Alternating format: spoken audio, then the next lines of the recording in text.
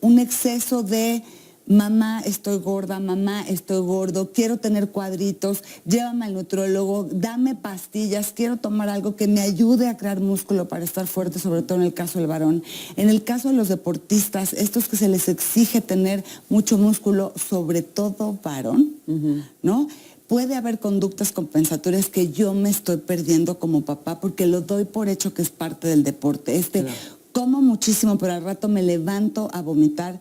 No, es que estaba muy cansado, es que ahí hay que empezar a poner el ojo, las conductas que se salen de lo normal, ¿no? De esto que no era mi hijo y ahora lo es, hay que poner ojito ahí y ante la duda ir con un especialista. Pero sobre todo, no solo en las conductas de los síntomas físicos, creo que uno de los indicadores más importantes es que una persona que tiene un trastorno de la alimentación no es una persona que la ves feliz, no hay manera. ¿No? Sí. Una persona que tiene un trastorno de la alimentación es una persona que está siempre sonriente, contenta, de buenas. Es una persona que trae ciertos enojos cada vez que se tiene que sentar a la mesa, que lo ves que se aísla, que no está con sus amigos, que mejor no sale, que siempre que lo invitas a comer te dice no porque ya comí, y que le ves una actitud emocionalmente, que esa es la que llama la atención. Y hace ratito preguntaban o comentaban en las llamadas, ¿qué hago cuando veo que mi hijo está comiendo mucho? ¿Qué hago cuando mi hija no para de comer? Creo que lo peor que puedes hacer es decirle, ya párale a la comida. ¿Qué pasaría si en ese momento les preguntáramos a los hijos, oye, ¿tienes algún problema? Oye, ¿cómo te sientes? ¿Por qué enfocarse en la parte del cuerpo si la parte del cuerpo no es el problema? ¿Por qué no mejor le preguntas qué necesita, cómo se siente, si tiene algún problema con sus amigos, si terminó con el novio, si... ¿Por qué? Porque en la medida que ellos se sientan escuchados y puedan expresar lo que sienten, entonces no se lo van a tener que tragar, literalmente hablando. Sí. Hay otra teoría que dice que en ese alimento que uno come van representadas todas las emociones que uno no puede sacar, que uno no puede expresar. Entonces, ¿qué pasa? Me traigo todos esos enojos, todas esas frustraciones, y lo menos que va a suceder es que después les quiera vomitar, ¿sí? Claro. Entonces, creo que hay que enfocarse en la persona. Mientras sigamos poniéndole énfasis a la comida, a los kilos y a la báscula, estamos desviando la atención de lo que es el verdadero problema, que es cómo te sientes contigo, qué está pasando con tus emociones. Pero a ver, ahí como mamá o como papá, en el momento en que tu hija o tu hijo, 3 años, 5 años, 7 años, está teniendo un atracón y tú te das cuenta, no identificas si hay una crisis emocional. Claro. Es el momento oportuno para decirle, sí, oye, ¿qué te pasa? Pero, o además, si tu hijo o tu hija ya vive con obesidad o con sobrepeso y tú quieres entonces que practique un deporte y que además la alimentación sea lo más sana posible, ¿cuál es la forma indicada para acercarte? El problema es que los seres humanos no tenemos esta capacidad de hablar de emociones. El papá no le va a preguntar cómo te sientes, porque si el hijo dice, estoy pasándomela muy mal, el papá no va a saber qué hacer. Venimos de una cultura en donde nos dicen, no llores, no te preocupes, no estés triste, no tengas miedo, tienes que ser fuerte. ¿Y qué pasa cuando estás triste, cuando tienes miedo y cuando estás preocupado y cuando quieres llorar? Yo también creo que es cuestión de estar presentes y de poderle devolver al niño y estar sintonizados con que algo le pasa. O sea, yo creo que después de la emoción o al lado de la emoción está el lenguaje. Y si no podemos traducir lo que le pasa al niño o a la niña, va a ser muy difícil sintonizar empática y emocionalmente.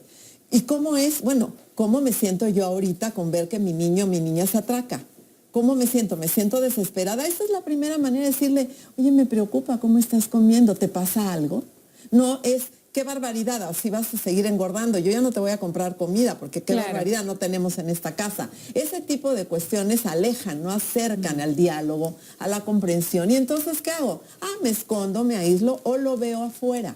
Pero a mí me parece, digamos, que bueno, lo que se puede observar es la conducta. Esto no quiere decir que eso sea el factor fundamental, pero es lo que se ve, es el síntoma. Entonces no podemos esperar que una familia que no tiene capacidad de escucha o de diálogo, pues escuche o dialogue. Entonces para efectos de prevención es muy importante señalar que el principal factor de riesgo para desarrollar un trastorno de la alimentación es la insatisfacción corporal. Son estudios que se hicieron en todo el mundo y son de verdad espeluznantes. O sea, hablan del 80% de las mujeres en el mundo que están insatisfechas con su cuerpo. Eso es una situación terrible. ¿Por qué? Porque entonces, si tú tienes a una joven o joven, eso cuando lo decía hace 20 años, yo decía que los hombres estaban exentos de esto, porque no había cambiado el prototipo de belleza del hombre. Sí. Y entonces, claro que no había lo que ahora hay. En el momento que cambió el prototipo de belleza del hombre, entonces ya el chico de 15 años que tiene un cuerpo normal, flaquito, se ve enclenque y tiene que desarrollar la musculatura porque cambió. Sí, ¿no? O sea, ellos más bien están al revés, ¿no? Ellos están en la vigorexia, si quieres podemos ahorita, claro. Sí. Se llama anorexia a la inversa. Exacto. O sea, se ven enclenques si quieren fortalecer, quieren crecer y nunca es suficiente, y en la anorexia nunca es suficiente adelgazar. Entonces la insatisfacción corporal, si tú ves que hay insatisfacción corporal y es muy evidente, no mamá, nada me queda. ¿Qué es nada me queda? Que no le queda la talla que quiere, que quiere entrar en unos pantalones más chiquitos, sale del vestidor frustrada, ¿no?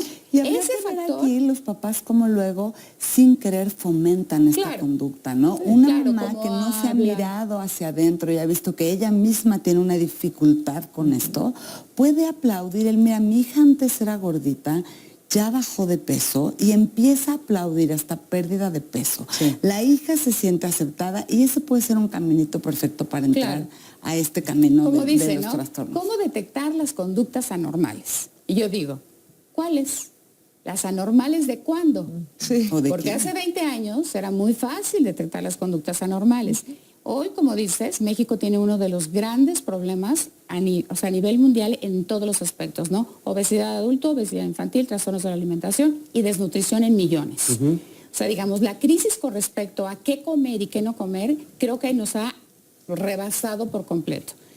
Entonces, yo lo que creo es de que es muy importante que si la mamá no puede porque no ha resuelto eso, ¿no? Porque finalmente son víctimas del mismo fenómeno. Claro. Y no es una situación de señalarlas, es de entender que es una mamá que ha vivido víctima de este fenómeno y entonces no sabe qué hacer.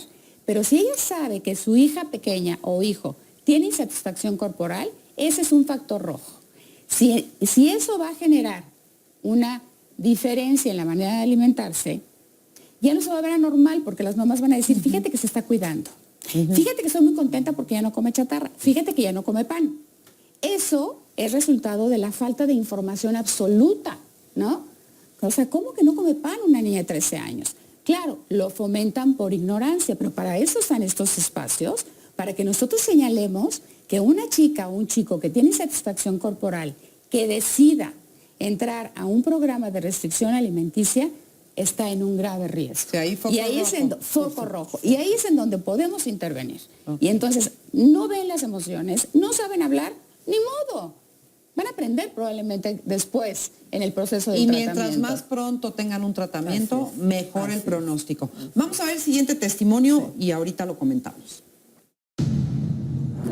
Sufro de sobrepeso y pues desde muy chica, entonces siempre hacía ejercicio y cosas así, pero yo más bien era muy descuidada, o sea, no desayunaba y entonces a veces uno piensa que uno come mucho, pero no, a veces es más bien que dejas de comer en algunos momentos por la prisa o igual por la idea de que si comes mucho engordas y entonces al no desayunar pues uno come más, sobre todo en la noche, o terminas picando cosas, o comes golosinas.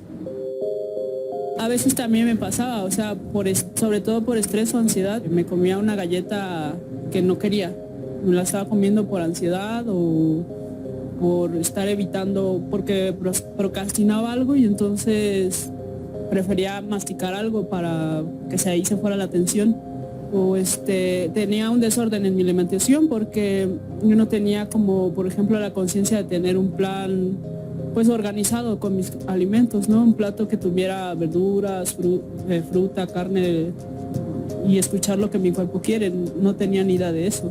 Entonces, con Marisol, por ejemplo, trabajo mucho en poner atención a mi cuerpo y a mis necesidades que realmente me está pidiendo y saber distinguir si es hambre real. Y si es hambre real, ¿qué es lo que necesito? Porque a veces uno siente hambre y piensa que con cualquier cosa eso se va a ir.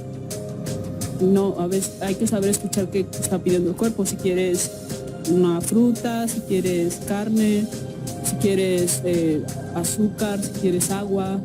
Entonces esas cosas las fui descubriendo con el proceso terapéutico. Bueno, ahorita vamos a comentar este caso, pero antes vamos a platicar con Andrea. Andrea, sí. Cuéntame, Andrea. Bueno, yo tengo 20 años. Hace 5 años que tengo bulimia. ¿5 años? Sí. Bueno, empezó porque, pues, cuando tenía 15 años sufrí abandono por parte de mis papás. Digamos que no tenía esta comunicación, como habían mencionado, la confianza para poder expresar lo que yo sentía. Me sentía muy sola. Entonces comencé a sentirme insegura con mi cuerpo, no me gustaba, me sentía gorda y pues de alguna manera quería encajar en algo, quería agradarle a los demás para llenar este vacío que yo sentía. Quería llenarlo con personas y pues fue como comencé a buscar dietas, a restringirme, a comer en exceso, después vomitar. Y pues obviamente esto fue creciendo con el tiempo. ¿Quién te ayudó o cómo te diste cuenta?